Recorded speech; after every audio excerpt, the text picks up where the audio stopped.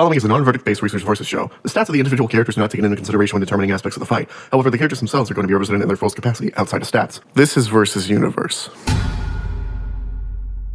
The rival is a concept as old as time, and throughout the history of storytelling there have been many examples. But then, what if the rival was reformed royalty? A prideful prince and cacophonous king both come to mind. Vegeta, the prince of all Saiyans from Dragon Ball, and Dedede, the king of Dreamland from Kirby. Let's begin. Many planets make up the vast cosmos we call home, and one named Vegeta was no different. It held the Saiyan race, a group of bloodthirsty warriors whose only satiation to their boredom was fighting, fighting, and more fighting. Such a proud race caught the attention of the galactic tyrant Frieza, who sought to conquer the race and enslave them to his bidding. Not that they wouldn't do what he asked anyway, he's mega powerful and they like killing people. But Frieza heard a legend, one of something called a Super Saiyan. So, making sure that he was able to continue being alive, he completely wiped out Planet Vegeta, and nearly made the Saiyan race go extinct. There were a select few survivors, one of which was the baby Kakarot, soon to be renamed Goku. However, this ain't about him, this is about another Saiyan that was spared. In fact, he was their prince. This is the story of Vegeta, the prince of all Saiyans. Vegeta grew up under his father, Vegeta, on the planet Vegeta. Saiyans are really good at naming themselves. I mean, they're all named after vegetables, so that's something. But King Vegeta went and died alongside his planet, sending his son to wander the cosmos with their attendant, Nappa. Until they were both conscripted into joining the Frieza Force sometime after the whole planet go boom situation. Sometime later, Goku's brother, who also was alive the whole time, named Raditz, showed up to Earth and learned about something. The Dragon Balls. These 7 orbs can grant the summoner of the mighty dragon any wish they so desire, provided they follow some rules. So, when Raditz died, he transmitted the information to the other 2 Saiyans, and Vegeta and Nappa headed off to make their wish. It took them a year, but eventually they landed, and Nappa almost killed everyone? But Vegeta showed them what's what and killed Nappa himself, shocking everyone with a mix-up they weren't expecting. Then he fought Goku, and Vegeta really likes fighting. Or rather, his pride won't let him lose, but he still has the tools necessary to make sure he never doesn't win. So have you heard about Ki? It's a thing that powers every living being, but you can also use it to make, lasers. Vegeta likes his lasers. He can concentrate his energy to do a couple things, such as flying. He can fly. He can also scream! He likes to do that too. Screamy boy. Vegeta has a few signature techniques that involve his ki, namely some laser type shit like I said before. His Gallic gun emanates him in a purple aura, and he fires it after charging much like Goku's Kamehameha. His Big Bang attack has him concentrating energy in one hand before releasing it onto one opponent, creating a large explosion akin to a ticking bomb. And not just that, if he has his tail, he can transform into the mighty Ozaru form, which increases his strength without getting rid of any of his agility, and makes him super big. Giant monkey. But his ultimate move is his final flash, in which he forces his hands together to create one energy ball and charges with enough force to destroy an entire planet before releasing at his target. However, even those techniques were not enough to best the Earthlings. He could beat Kakarot, but everyone else was very clutch in getting the W on him. He didn't die though, as he was spared by Goku, cause he's dumb and wants to fight Vegeta again. Then Vegeta got better and went to Planet Namek to get some more Dragon Balls, cause Nappa was dumb and killed the one person he shouldn't have, and for that he had to die. He re-met Frieza here, or met him for the first time, whatever, they came to blows, and they fought, and Vegeta was no match. But Goku arrived just in the nick of time, only for Vegeta to realize something. He thought he was the Super Saiyan of legend, destined to beat Frieza, but in fact, it was Kakarot. Kinda crazy that he was right, but hey. And he died to Frieza, but he got better. People in Dragon Ball don't stay dead for very long. But then, due to another wish, he was also sent to Earth, Don't ask why, I don't have all day. It was here where he officially met the woman Bulma, who intoxicated his Saiyan blood. Then they fucked, and had a kid. Frieza showed back up in a fucking metal body, but some random asshole took care of him. Wait. Is he a Super Saiyan? Well, this is a blow to Vegeta's ego, isn't it? But don't worry, our favorite prince got his Super Saiyan transformation in no time. Actually, speaking of... Hello everybody, and welcome to the Vegeta's Transformations Hour. As you can see, we have a lot of transformations, so... let's talk about them. Base form is pretty basic, it's just his natural state. Super Saiyan, yellow hair, power increase. Super Saiyan 2, yellow hair, lightning, power increase. Super Saiyan 4, non-canon, doesn't count, needed a machine to achieve it. Super Saiyan God. Here he's not using normal ki, but instead using God ki. Did I mention he met gods? It's not important. Super Saiyan Blue combines normal ki with God ki. Pretty alright. Also, it looks way better on him than on Goku. Ultra Ego.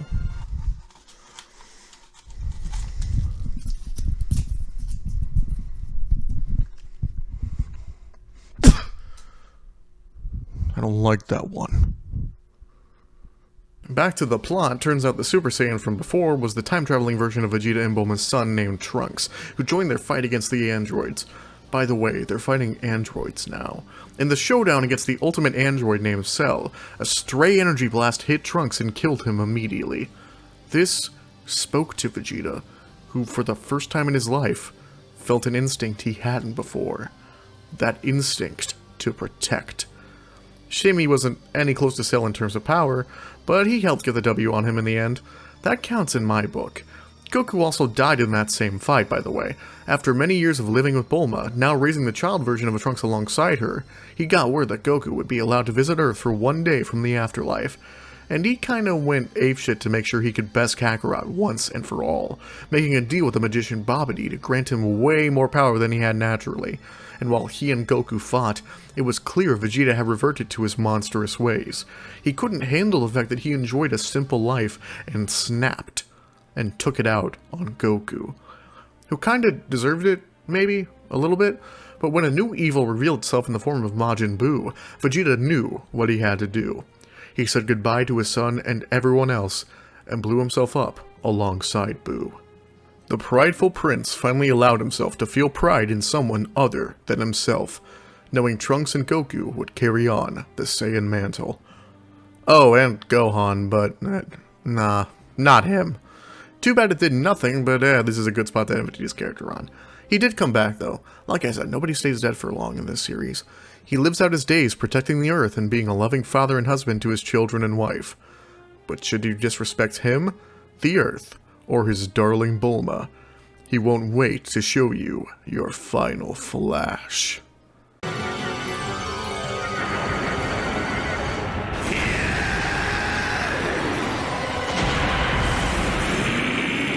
get you for this!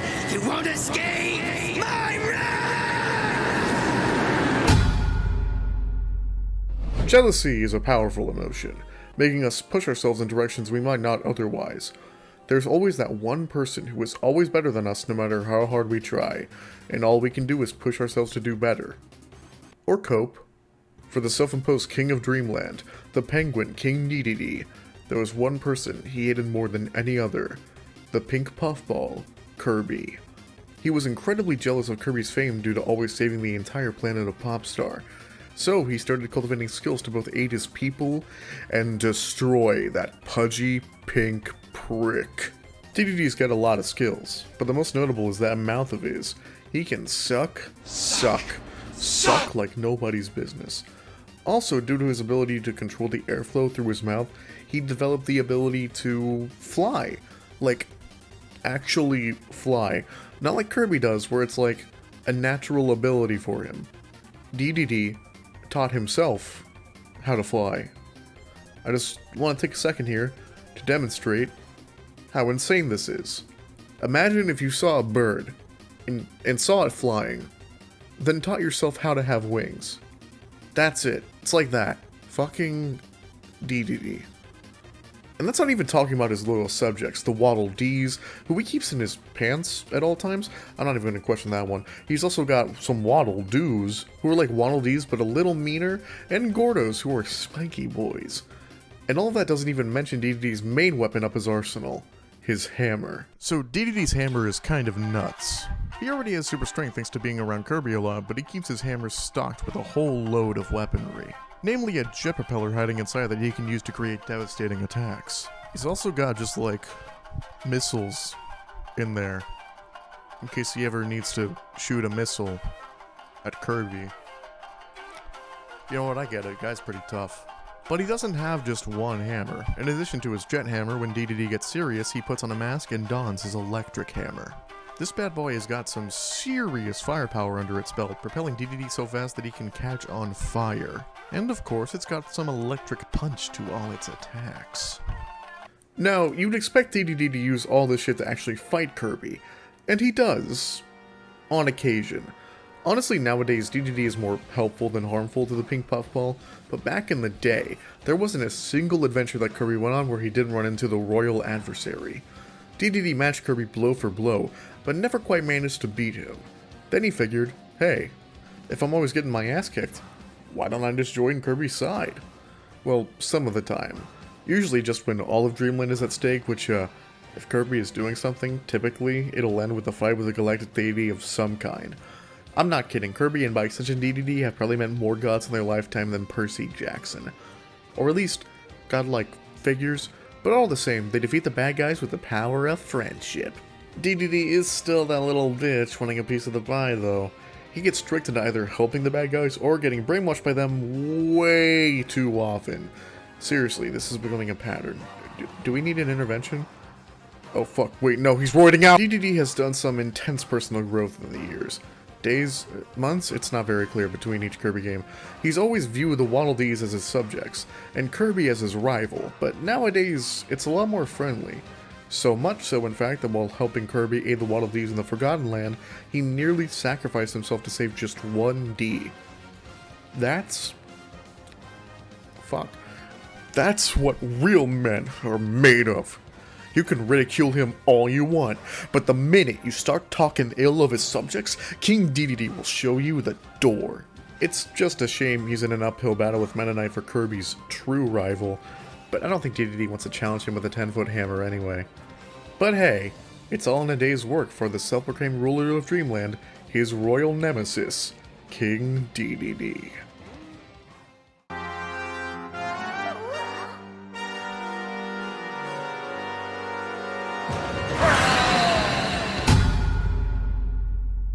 We open to a shot of Vegeta, meditating peacefully in a room in the Capsule Corporation, when suddenly, he hears a crashing boom at the side of the building. As the patriarch of the Brief's household, he takes it upon himself to check out whatever that noise was. And the sight he sees as he steps outside is what appears to be a star crashed into the side of the gigantic building, taking off a fair amount of metal in its wake. From the dust and rubble, a lone individual steps out of the cloudy haze, King Dedede. Coughing up a little bit, Dedede doesn't even clock Vegeta, as he takes his crashing perhaps a little more in stride than he should. That was some ride. Too bad we crashed. Oh well. Time to look for those tasty treats I keep hearing so much about. Vegeta, while hearing what Dedede says, and knowing what he means, fully disregards it in favor of threatening the king. You! There! I suggest you leave before I make the same hole in your body that you made in my house! Huh? This pipsqueak thinks he can stand up to me? Me? I'm King Dedede, ruler of Dreamland. You malformed malignant man, and I deserve respect. Oh yeah? And I'm Vegeta, Prince of all Saiyans. I've never heard of this Dreamland. It must have been too boring for us to even consider conquering. Oh, ho, ho, ho, ho. Disrespect me all you want, Pond Size, but I will not have you disrespect my people. Your mere appearance in my home is an affront to my race. So rest assured, the feeling is mutual, Penguin. Vegeta then takes Dedede's left arm and knocks it to the side so that he can elbow Dedede straight in the stomach, sending the Penguin King flying to space at a 90-degree angle. So much for his pride. But then, Dedede comes crashing back down, completely demolishing the part of the Capsule Corporation he had left, at least somewhat intact with his previous crash. What goes up must come down! Then, Dedede brings out his hammer, signifying that a true fight between these two has now begun. You wanna tussle? We can tussle! A real fight, huh? Are you sure you can keep up with me? I plan on demonstrating that for ya, ankle biter. Then Dedede brings out his hammer, signifying that a true fight between these two has now begun. Dedede then rushes towards Vegeta, and before the Prince of All Saiyans can dodge, or even perceive for that matter, the attack, he is hit with the flat end of Dedede's hammer, turning the tables and sending him careening to the sky. But Dedede intends to do more than just send Vegeta on his merry way. In the blink of an eye, he appears behind the Saiyan, sending him crashing back down to the earth below. Thankfully, Dedede's original hit landed him somewhere where nobody would be getting hurt. The barren desert wasteland. As the dust cloud formed from Dedede's second swing fades, Vegeta sees his penguin assailant start to spin around in circles repeatedly, until finally, wham! Wham! Wham! Dedede hits him again and again and again, while swinging his mighty hammer around. And on the last swing, it does a move akin to driving a golf ball as he sends Vegeta crashing face first into the dirt and dust. Vegeta, regaining his bearings, but noticeably not very damaged by Dedede's attacks, save for his armor, which is getting a little cracked right now, gets up. Okay, so you're the real deal. What did I tell you? The one and only. But it'll take more than a mere toy to take down the Prince of All Saiyans! As he says those last few words, a yellowish wind passes by Vegeta's body, enveloping him in a golden light. His hair flickers green for a single moment, and then he has become the legendary Super Saiyan. You must tell me, do you know true fear? Buddy, you're not even the scariest thing I've seen this week. You will. With those last few words in mind, Vegeta gut checks Dedede right in the stomach. As he hits the penguin so hard, spittle comes flying out of his beak.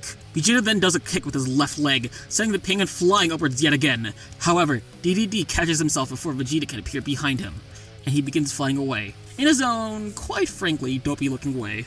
Is that? Why do you fly like that? Why? I'm so taught. Unlike some people I know. But that's so dumb and disadvantageous. Big Bang Attack!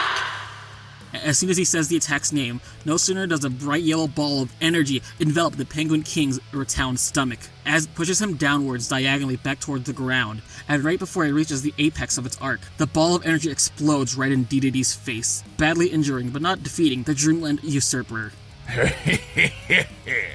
You're still nothing compared to the worst I've had to deal with. You're not even a king. You're a prince. I'm a king. Me! Oh, please. Mere titles don't affect my ego. Although... Before he can finish the thought, Dedede attempts to strike at Vegeta with his hammer once more, aiming right at the Saiyan's face. However, the tool finds no purchase, and essentially stops inches away from Vegeta's nose. The aura emanating from him is simply too much for Dedede to handle in his current state. Oh, heck. This isn't working. What do I need? That's it! Then Dedede reaches down into his pants and finds a Waddle Dee. What is that? He's one of the people of Dreamland. My loyal subject. And he's here to make your life a nightmare. Vegeta easily defeats the Waddle Dee with a single ki blast. Is that a Cyberman? It felt like a Cyberman. Oh, God. Need more fast! Dedede then begins chucking basically whatever he can find in his pants. Waddle Dees, who are wholly ineffective at saving up the Saiyan. Waddle Doos, who fare a little bit better but still don't make it too far. But then there are Gordos. After two Gordos emerge from the king's quite spacious pocket and knock Vegeta dead off his tracks. The Saiyan was aiming too slowly and carefully approached Dedede while he was rummaging through his garments. But these Gordos have not only kept him at bay, but in fact have knocked him back and dealt fairly significant damage to him. Yeah!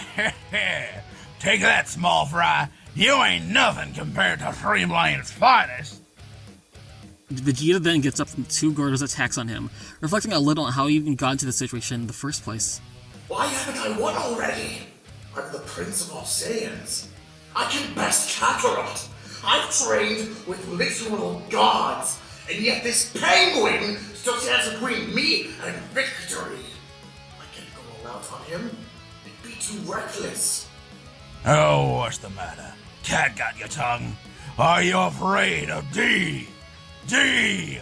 D! You have brought this upon yourself, you naive fool. Penguin. Yes? I asked before if you know fear. You mentioned facing foes far greater than me. Have you defeated gods in your lifetime? Once or twice. Excellent. Vegeta then takes a deep breath as his yellow hair suddenly begins to flash orange, his eyes flickering red. Then, in a sudden gust of red wind, Vegeta is enveloped in a crimson aura as fire takes over the surrounding area on his body. Vegeta has ascended to a Super Saiyan God. See this form? This is the form that matches gods. Do you finally feel it? The chill down your spine? The lump in the back of your throat? Well, answer me! Well, you see, dear prince, the thing is... Dedede then activates his jet hammer, leaving blue fire roaring into the dusty desert sky, somehow already fading into a sunset on the horizon. I don't feel what I know I can be! Somehow, someway, when Dedede lands a hit with his hammer, now boosting with his jet's powers, it lands a devastating blow, cracking some of Vegeta's ribs as he is sent into the orange horizon above. Dedede, once again following, fishes through his pockets to find a Gordo he can save for later. Once that's settled, he once again flies right next to Vegeta, but before the penguin can land the next blow, Vegeta catches the hammer with his bare hands and sends gusts of compressed air into the large abdomen of the Usurper King. These knock him down, but he gets right back up, instead opting to just punch Vegeta in the face this time. The Saiyan really did not expect a blow from this creature's, quite frankly, stubby limbs, and is taken aback by not only from the hit's connection, but also from the sheer ferocity of it. Vegeta, clearly exhausted from having to work this hard against a creature he really thought would be easy pickings, shouts, Enough! I've had enough! Vegeta then launches himself far above the Earth's atmosphere, positioning himself where he knows he will hit Dedede dead in the center. In a lapse of judgment, he neglects to realize that the entire planet is beneath him at this point, but that does not go over Dedede's head. Vegeta, slowly but surely, begins to ready an attack he sure will end the fight right here and now. Gallic Gun! Oh, what's he doing? He's gonna blow up the whole planet! I don't care who this prince fella thinks he is.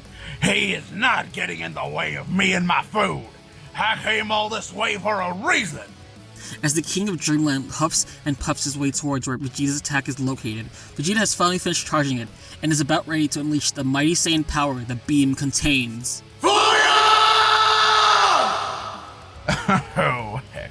As the beam rages on at Dedede, he activates his jet hammer to try and block the attack, creating a divot in the beam stream to where it is evenly displaced around the penguin's body. Still aiming higher and higher, Dedede eventually finds himself above Vegeta, and rockets his hammer down at the prince, sending him flying well above terminal velocity towards the ground. As the Saiyan gets himself back up, King Dedede gently floats down to meet him, although Vegeta was stuck in the ground. So Dedede had to pluck him out by the only thing hanging out, his leg. You're actually quite skilled. Took you long enough to figure that much out. Obviously, I'm the best. Have you met me? I'm me. Vegeta then proceeds to get back on his feet, regaining some power. It's a shame then that my power still exceeds yours.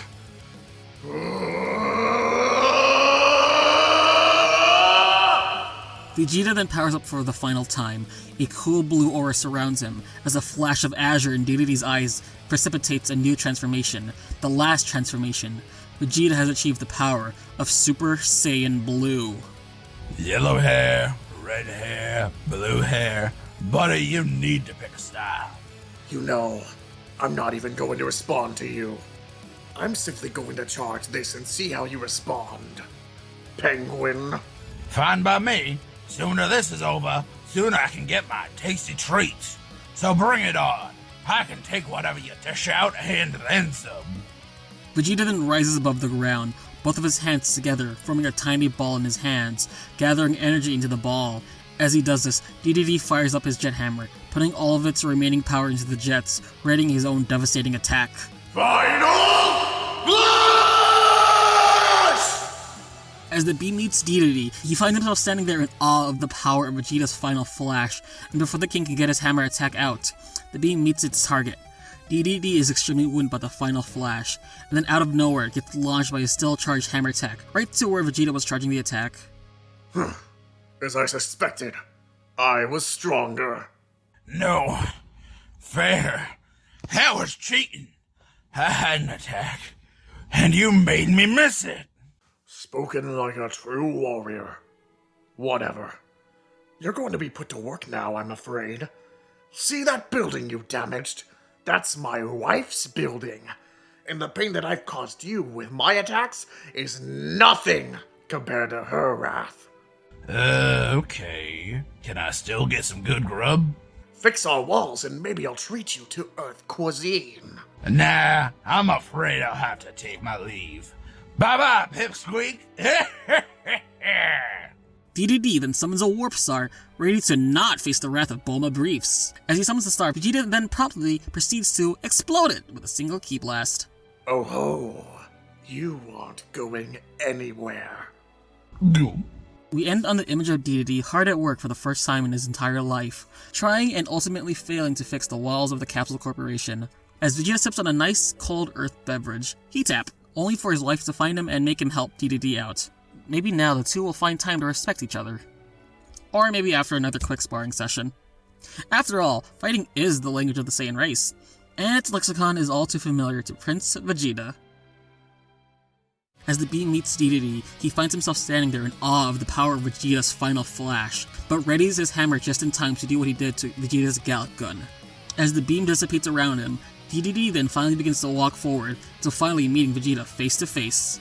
Oh, no. It's time for a Super Smackdown! Dedede then takes his hammer, rolls it around in his hand, and hits Vegeta squarely on the forearm, as he raises his hand to try and block the attack from its true target, his stomach. However, the brute force of the attack cracked the bones in Vegeta's arm, leaving the limb completely and utterly broken. Not again! Dedede then swings his hammer once more, this time with enough force to launch Vegeta back into space all by itself. And as he careens back down, Dedede does something he rarely ever does. He straight up just winds up an actual punch, and when Vegeta comes back down after his descent, the King of Dreamland just punches him in the face. That's for not helping me find some food, you miserable malcontent. Now I, King Dedede, am gonna have to go it alone. Well, except for my Waddle Dees, and my Waddle Doos, and my Gordos. Okay, maybe I won't be alone. Ow! You know, now that I got it out of my system, you're welcome to join us, you princely pint. No thanks. You're lost. See you around. As King Dedede leaves to find a restaurant that sells, and I quote, Earth food, Vegeta simply sat down there, beaten to a pulp. The King of Dreamland ate uproariously, and upon finding out he had to pay for his food, bolted without a trace on the warp star. The last thing Vegeta thinks about is the giant hole in his home that he couldn't manage to get help with. Man, that was great. Now to go back to Dreamland. Dedede returns to where he fought Vegeta, finding the Saiyan still standing there. You, penguin, What? help me with my home, and I'll give you the Dragon Balls. That, sounds very unsanitary. Not like that. They're magic wish-granting orbs that can grant your every desire.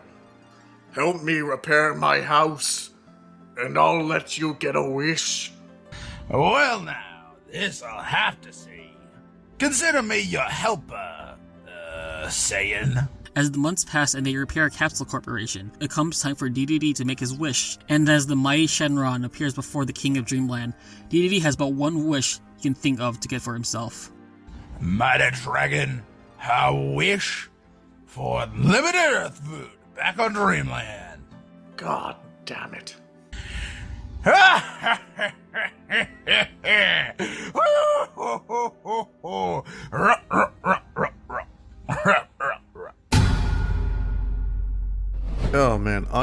not gonna have a lot to talk about with this one. Okay, I suppose we should start with Dedede's arsenal. Why didn't he use more stuff? Well, because Vegeta's kit isn't exactly massive. And I get it, part of the appeal of Versus is using everything and anything a character has, but honestly, I don't really like that mindset. Like, are people clamoring for Sonic to use the gems from 06? The things he got once and aren't even mentioned outside of gameplay? To me, it just feels like adding on to stuff that I would rather focus on, such as characterization. That being said, I do try to get characters to do stuff that's cool, it's just, I'm not a fan of giving them absolutely everything they've ever used. And I'm in the minority there, I know, but like, this is my show. I write it, who's gonna stop me? The police. Sorry, that clone was getting too close to the truth. Other than that, I don't have much of anything else to say on this episode. Do you agree with me? Disagree? Do you think they should have kissed instead of fought? Well, comment below and I'll see you in the next episode of Versus Universe.